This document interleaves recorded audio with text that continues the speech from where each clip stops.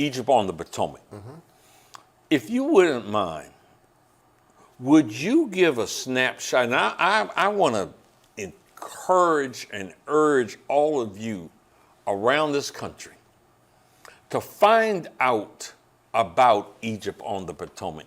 If you can give us a bit of a tour of Egypt on the Potomac and some of the symbolism that exists right here in the nation's capital, that people, Yankee Doodle Dandy be snotting and crying with their patriotism. And where did it come from? You tell them. Great. So I think, Rock, this is my 6th or 7th show that I've done with you.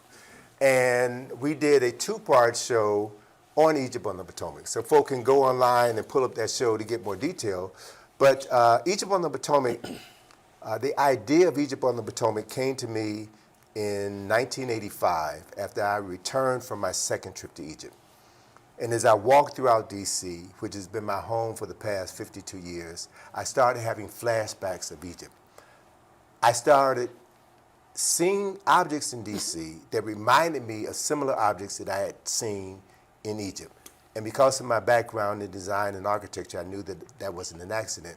The Washington Monument being one of the most visible examples. The object that stands in the geographical center of the city, the object which Congress has mandated that no building could be taller than the Washington Monument. No building can obstruct its view. That structure, which they call an obelisk, which is a Greek word, is actually a tekken, which is an ancient Kemetic word, and it is the oldest symbol of resurrection known to mankind. It represents the resurrection of the African king, the founder of Kemet, known as Asar, who's better known by his Greek name, Osiris, the first person in recorded history who died and was resurrected.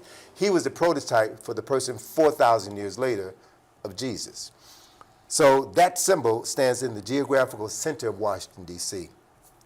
And it stands on 16th Street, which is the Washington Meridian.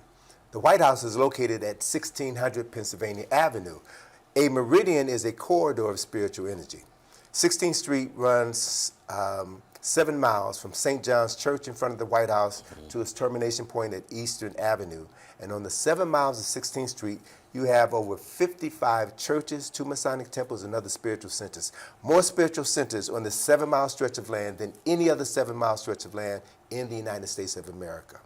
So 16th Street is also known as God's Boulevard because of all the churches. It's called the Avenue of the Churches. But Masons refer to 16th Street as a corridor of light. Light being a representation of knowledge and power. On 16th Street, you have Meridian Hill Park. In Meridian Hill Park, you have representations of the Kemetic symbol of life, the Ankh, in the reflection pool. You have in the reflection pool at the end of the steps, the 13 steps. Every year, the U.S. Park Service plants 2 plants in that reflection pool, the papyrus plant and the lotus plant. Those were the symbols that were carved on the throne of the kings of Kemet. Y'all know y'all want a part of this. Yes. Come on. So all of this information is laid out, and then we end it on Capitol Hill at the Library of Congress, the greatest repository of history, culture, and knowledge in the world. And I talk about the 33 heads which surround the Thomas Jefferson building of the Library of Congress. And I show on that field trip how when that building was constructed in the late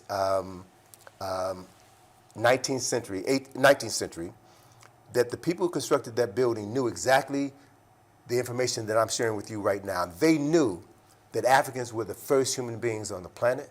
They knew that everybody else is speciated from these Africans, and they literally hid that information in plain sight. So the essence, the theme of our Egypt on the Potomac field trip is secrets hidden in plain sight. And the idea is we live in the capital of the world, a city filled with secret agencies, FBI, the CIA, the NSA. This is the capital of secrets. But think about this concept. What better way to hide a secret than to hide it in the open where everybody can see it? All you need to do is to erase people's memory so they don't understand what they're looking at. And so our field trip, your show, is an opportunity to help restore people's memory such that with those restored memories, they now have the freedom to become who they were supposed to be all the time. Tony Browder, thank you, man. I'm glad I asked you that question, Thank and you, I'm brother. glad you joined us today. God bless Appreciate you. you. Bless you, my man. Folks,